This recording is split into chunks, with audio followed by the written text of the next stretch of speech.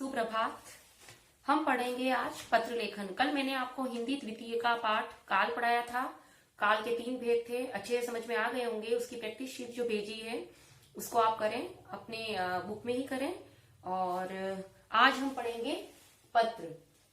25वां lesson है आपका पत्र। पहले ये रचनात्मक अभिव्यक्ति पीछे से एक लेसन ले लेते हैं ताकि पत्र भी आपको आना चाहिए, समय से पढ़ा दें।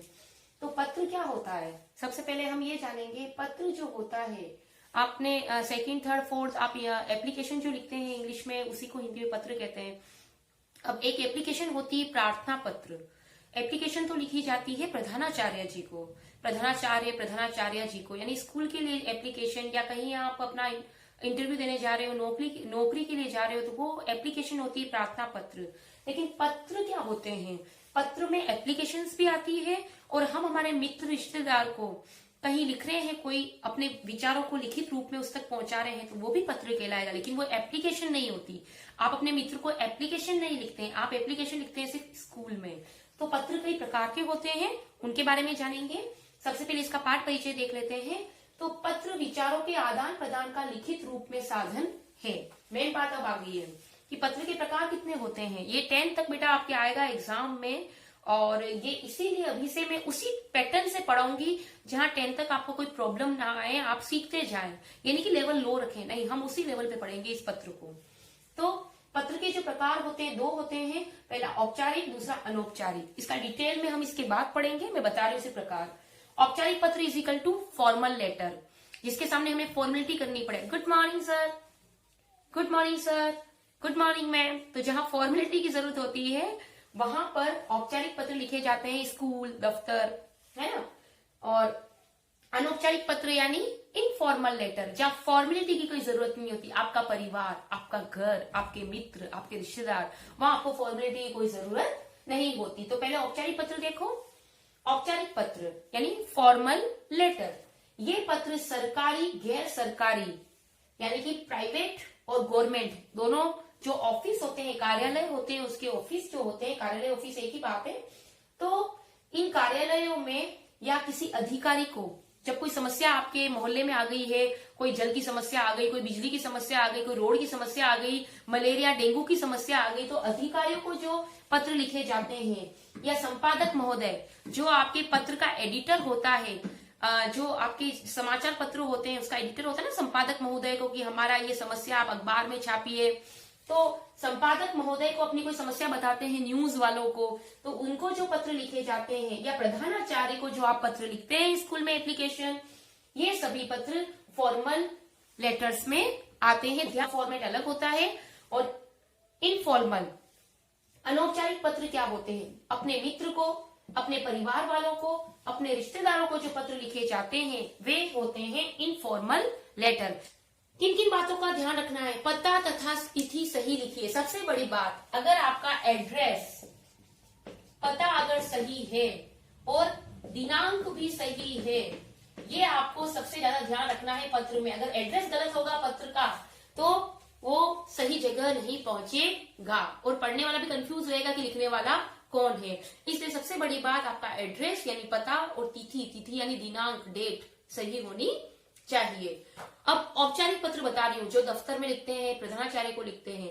औपचारिक तथा अनौपचारिक दोनों प्रकार के पत्रों में शिष्ट भाषा का प्रयोग होना चाहिए। यानी ये नहीं कि आप अपने फ्रेंड को भाषा लिख रहे हो। शिष्ट भाषा क्या होती है, शिष्टाचार वाली, यानी अच्छी भाषा का प्रयोग होना चाहिए। फूहड़ गंदे शब्दों का प्रयोग उसमें नहीं करना है। अगली बात, अपने विचारों को संक्षेप में लिखें। आप पत्र के अंदर जो भी बातें लिख रहे हैं, यानी यहाँ से यहाँ तक वर्दी पूरी बात, नो, आपको अपने विचार संक्षिप्त रूप में लिखने हैं और सरल रूप में लिखने हैं, ताकि आप जो बात कहना चाहते हैं, आपका पत्र क्यों लिख रहे हो, आप अपने मन की बात को सामने पहुंचाना चाहते हैं, तो उसको सरल भाषा में लिखो। हमेशा जो पत्र का जो उसका बॉडी पार्ट होता है, जो विषय वस्तु होती है, जो बाद में आप लिखते हैं, सविनय नम्र निवेदन है कि I beg to say that I am suffering from fever, जो भी आप लिखते हो जैसे इंग्लिश में, तो उसको हमेशा 2 पैराग्राफ में लिखो। पहले पैराग्राफ में अपनी समस्या को बताओ और दूसरे पैराग्राफ में उसके आप अपनी प्रार्थना करो कि आप चाहते क्या हैं। पहले में आपकी समस्या बता दो, जो सविनय नम्र निवेदन है कि मुझे ये है, वो है, वो है। फिर आपकी जब प्रार्थना आ रही है तो उसका पैराग्राफ चेंज कर दो। ठीक है। पत्र का लेख साफ तथा स्पष्ट होना चाहिए। ये मेरा लेफ्ट हैंड है, ये मेरा लेफ्ट हैंड है, तो आपको जिधर से आप आंसर लिखना शुरू करते हैं, क्वेश्चन आंसर अपन हिंदी में जैसे लिखते हैं, इंग्लिश में जैसे लिखते हैं, तो आपको उर्दू में इस तरफ से लिखा जाता है नहीं, आपको पत्र हमेशा बाईं ओर से लिखना स्टार्ट करना है। यानी हर बात, ये जो आपकी रेड लाइन होती है, ये कॉपी और बुक की, ये देखो मैं बताती हूँ, एक पत्र मैंने लिखा है, ये पत्र आपको नजर आ रहा है, ये देखो बिल्कुल इसकी रेड लाइन के पास, ये देखो हर चीज मतलब शुरुआत यहीं से हो रही है, यानी कि बीच में से हो रही है। पहले ये जो एड्रेस आता था वो बीच में आता था, है ना, और ये नाम पता धन्यवाद इस साइड आता था। अब पूरी बात लेफ्ट हैंड साइड से ही आपको लिखनी है, इस रेड लाइन को टच करते हुए। अगर ऐसा नहीं करते हो तो पत्र का फॉर्मेट आपका रॉन्ग माना जाएगा। तो पहली बात, आपको पत्र लेफ्ट हैंड साइड से लिखना है, यानी बाईं ओर से लिखना है। तो औपचारिक पत्र, बेटा औपचारिक पत्र यानी फॉर्मल लेटर इसको लिखेंगे अपने स्कूल दफ्तर। आप कहाँ लिखोगे फॉर्मल? अपने स्कूल में एप्लीकेशन लिखोगे, है ना। और आपके पापा मम्मी अगर कोई समस्या है मोहल्ले में, बिजली समस्या, पानी समस्या, वो भी फॉर्मल लेटर में आएगा। किसी अधिकारी को लिखोगे, जैसे चोरी हो रही है तो पुलिस अधिकारी को, और अगर डेंगू मलेरिया मच्छर हो रहे हैं तो स्वास्थ्य अधिकारी को, है ना। और आपके मोहल्ले में पुस्तकालय नहीं है, डेयरी बूथ नहीं है, तो वो भी आप संपादक महोदय को लिखना चाहते हो, अपनी समस्या को अगर पेपर में देना चाहते हो, तो ये जितने भी लेटर आते हैं, जो एडिटर को लिखते हैं, संपादक महोदय को, ऑफिस में लिखते हैं, प्रधानाचार्य को लिखते हैं, वो सब फॉर्मल लेटर में आते हैं। सबसे पहले में आपको आपके जो स्कूल में लिखते हैं एप्लीकेशन यानी प्रार्थना पत्र, उसका फॉर्मेट बताऊंगी। उससे सबसे पहले आएगा नाम व पता, उसके बाद दिनांक, उसके बाद आएगा आपका विषय, उसके बाद आएगा आपका संबोधन, उसके बाद आपकी आएगी बॉडी ऑफ लेटर, विषय वस्तु। इसके बाद फॉर्मल लेटर है तो धन्यवाद देना ना भूलें, धन्यवाद। और इसके बाद आपका आएगा, अगर आप स्कूल में लिख रहे हैं तो आप क्या लिखोगे? आपका आज्ञाकारी शिष्य, वो लड़की है तो आपकी आज्ञाकारी शिष्या या शिष्य, जो भी। सामने वाले का, आपका नहीं आएगा। औपचारिक पत्र में सामने वाले का नाम और एड्रेस आएगा। नाम और एड्रेस कैसे आएगा? ऐसे तो लिखोगे ही नहीं। सेवा में Harshvardhan sir, Noble international School, सेवा में प्रधानाचार्य महोदय, समझे। नाम क्या है उनका? प्रधानाचार्य। नाम क्या है उनका? प्रधानाचार्य। तो ऐसे नहीं लिखना है, नाम व पता फिर नीचे, यानी नाम और पते की जगह पहली बात तो सामने वाले का एड्रेस आएगा ओनली, और आपका कहाँ आएगा? आपका आज्ञाकारी शिष्य, जैसे यहाँ आ गया मेहुल जैन, या आपकी क्लास का कोई बच्चा है या लड़की है तो आपकी आज्ञाकारी शिष्य आ गया, शिष्य, और फिर आपका आज्ञाकारी शिष्य नाम आ गया, आपकी क्लास का नाम आ गया। तो ये आपका नाम पता नीचे आ रहा है, तो ऊपर सिर्फ आएगा जिसको आप लिख रहे हो, यानी कि सामने वाले का एड्रेस, नाम और पता। अब नाम और पता क्या है? क्या नाम और पता है? सेवा में टू द प्रिंसिपल, प्रधानाचार्य महोदय या प्रधानाचार्य जी, ठीक है। ये नाम आ गया इनका, नाम और पता बोला है ना अभी मैंने, प्रधानाचार्य महोदय। अब कोमा यहाँ लगाते हैं हम, अब कोमे का सिस्टम हट गया है, अल्प विराम आप लगाओ चाहे मत लगाओ, एक ही बात है, ठीक है। सेवा में मैंने लगा दिया है। अब दिनांक को थोड़ा नीचे उतारेंगे। अब ये तो नाम आ गया, एड्रेस क्या है आपके स्कूल का? नोबल इंटरनेशनल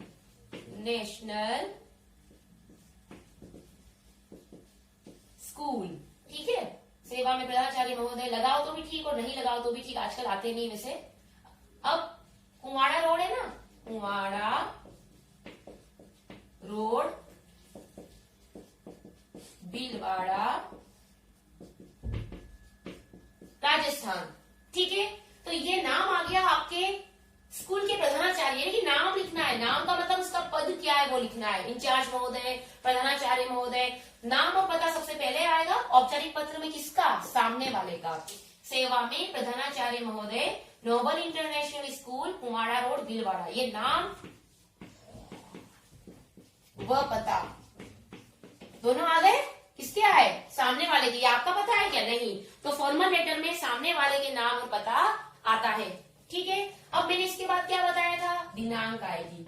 यहां तक देखो मैंने एक भी लाइन नहीं छोड़ी है, तो लाइन आपको छोड़नी नहीं है। ठीक है, बिना लाइन छोड़े लिखना है। ये वही पैटर्न बता रही हूँ जो आगे तक चलेगा।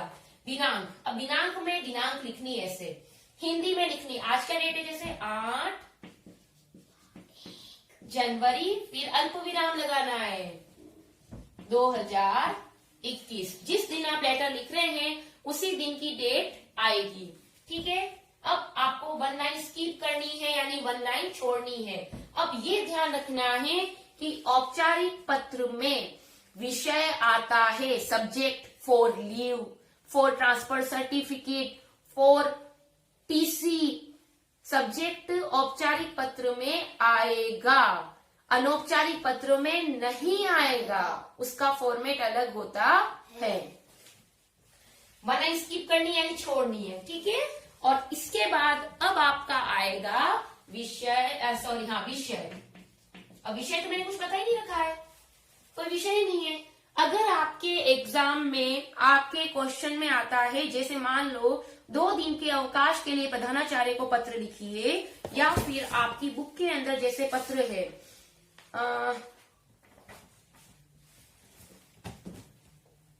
औपचारिक पत्र, लेसन पेज नंबर 70, प्रधानाचार्य को शुल्क माफी के लिए पत्र। इसी को समझा देती हूँ। सेवा में श्रीमान प्रधानाचार्य महोदय, नोबल इंटरनेशनल स्कूल भीलवाड़ा, यहाँ पे ग्वालियर मध्य प्रदेश दे रखा है, हमने हमारे विद्यालय का और पता दे दिया। आप एक एड्रेस याद रखें अपने स्कूल के अलावा। अपने घर का एड्रेस भी आपको प्रॉपर याद होना चाहिए। अगर आपके क्वेश्चन में एग्जाम में कोई एड्रेस अलग दे रखा है ऊपर कि आप वहां रहने वाले हैं, जयपुर के रहने वाले ये हैं रोहित शर्मा, तो आप रोहित शर्मा के नाम से लेटर लिखेंगे, वहां भीलवाड़ा नहीं आएगा, वहां पर आएगा जयपुर का पता। समझे? जो एड्रेस उसके अंदर है वही आएगा। तो अब इसका, अब मान लो शुल्क माफी के लिए पत्र लिखना है हमको, तो आपका विषय क्या हो गया? सब्जेक्ट क्या हो गया? क्या हो गया? विषय शुल्क यानी फीस, शुल्क यानी फीस, शुल्क माफी हेतु प्रार्थना पत्र। ठीक है। शुल्क माफी यानी कि जो क्वेश्चन में कारण है वही आपका विषय बनेगा, लेकिन उस विषय को आपको शॉर्ट में लिखना है। जैसे 2 दिन की छुट्टी चाहिए, तो 2 दिन की छुट्टी, 2 दिन के अवकाश हेतु प्रार्थना पत्र, हेतु प्रार्थना पत्र, हेतु प्रार्थना पत्र याद कर लो। ये लैंग्वेज होती है प्रार्थना पत्र लिखने की। तो विषय शुल्क माफी हेतु प्रार्थना पत्र, विषय 2 दिन के, नहीं 2 दिन नहीं, 2 दिन तो वैसे वो कंटेंट उसमें आ जाएगा, बॉडी ऑफ लेटर। आपको यहाँ लिखना है अवकाश प्राप्ति हेतु प्रार्थना पत्र। ये नहीं कि चाचा की शादी है जो अवकाश लेना है तो चाचा जी की शादी में जाने के लिए, छुट्टी के लिए प्रार्थना पत्र। इतना लंबा आपका विषय नहीं आएगा। आपको सिर्फ लिखना है अवकाश प्राप्ति हेतु प्रार्थना पत्र। ठीक है। विषय आया। अब आपने 1 लाइन स्किप करनी है एक और, यानी कि ये सब चीजें नाम पता दिनांक, दिनांक आएगी नाम और पता के बाद सामने वाले के। उसके बाद विषय लिखने से पहले 1 लाइन स्किप करनी है। उसके बाद आपको 1 लाइन विषय लिखने के बाद और स्किप करनी है, छोड़नी है। अब आपका आएगा विषय के बाद क्या लिखते हो? मैडम, सर, संबोधन। संबोधन क्या होता है बेटा? संबोधन होता है सामने वाले को पुकारना कि वो क्या है, सर, मैडम। तो हिंदी में क्या बोलोगे? महोदय। और लेडी है अगर सामने वाली, अगर प्रधानाचार्य है, यहाँ प्रधानाचार्य है जेंट्स, तो आएगा महोदय। आप इंग्लिश में लिखते हैं ना सब्जेक्ट के बाद सर, सर की जगह क्या आएगा? महोदय। तो यहाँ आपको लिखना है महोदय। ये देखो आपको आवश्यक क्या क्या चीजें होनी चाहिए वो भी पता चल रहा है कि एक लेटर के अंदर जो होती है नाम और पता आना चाहिए, उसके बाद दिनांक होनी चाहिए, उसके बाद विषय होना चाहिए, उसके बाद संबोधन। इसको बोलते हैं हम संबोधन। अगर लेडी होती तो महोदया हो जाता। ठीक है। जेंट्स से ये नहीं लिखना है आपको लेटर में, आपको सिर्फ यही लिखना है। मैं बता रही हूँ कि ये क्या कहलाता है, महोदय या महोदया। तो महोदय है जी, प्रधानाचार्य है। महोदय अब 1 लाइन वापस स्कीप करो, यानी दिनांक तक एक भी लाइन नहीं छोड़नी है। दिनांक के बाद देखो एक एक लाइन छोड़ के हमने हर चीज लिखी है। महोदय हो गया। अब ध्यान रखना है, औपचारिक पत्र में एक तो विषय आता है, दूसरा संबोधन आता है। ये संबोधन है लेकिन अभिवादन नहीं आता। आप सुबह आते हो स्कूल में, गुड मॉर्निंग करते हो, गुड मॉर्निंग, प्रणाम, तो प्रणाम, नमस्ते, ये चीजें फॉर्मल लेटर में नहीं आती है। क्या आप स्कूल में एप्लीकेशन लिखते हो तो उसमें लिखते हो क्या? जैसे आपने संबोधन दिया, सर गुड मॉर्निंग, फिर अपनी बात लिखते हो, नहीं लिखते हो ना? तो अभिवादन नहीं आएगा। अभिवादन का मतलब है उसको प्रणाम करना, नमस्कार करना, जीते रहो कहो, खुश रहो कहो, आशीर्वाद दो, ये नहीं आएगी। तो महोदय के बाद अभिवादन नहीं आएगा, अभिवादन आएगा अनौपचारिक पत्र में। अब यहाँ आपका आएगा कंटेंट, विषय वस्तु। अब मैंने आपको बताया ना ऐसे, विषय वस्तु, बॉडी ऑफ लेटर। तो अब आपको ऐसे नहीं लिखना है, विषय वस्तु ऐसे बना दिया फिर लिख रहे हो यहाँ सविनय नम्र निवेदन है कि आज मुझे ये वो नहीं। विषय वस्तु का मतलब है कि विषय वस्तु की जगह अब आपको शुरू कर देनी अपनी बात। जैसे सविनय नम्र निवेदन है तो महोदय लिख दिया, आदरणीय महोदय लिखो चाहे महोदय लिखो, महोदय लिखा। अब सविनय निवेदन है कि, यहां पर लिखेंगे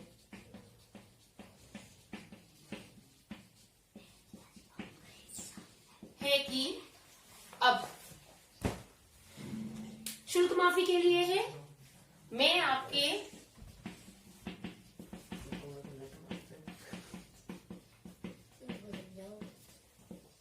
विद्यालय में कक्षा 5वीं ब का मतलब बी पार्ट, ए का मतलब अ, ए तो हिंदी में जैसे सेक्शन लिखते हैं ना, तो ब यानी बी, स यानी सी, तो ब का विद्यार्थी हूं।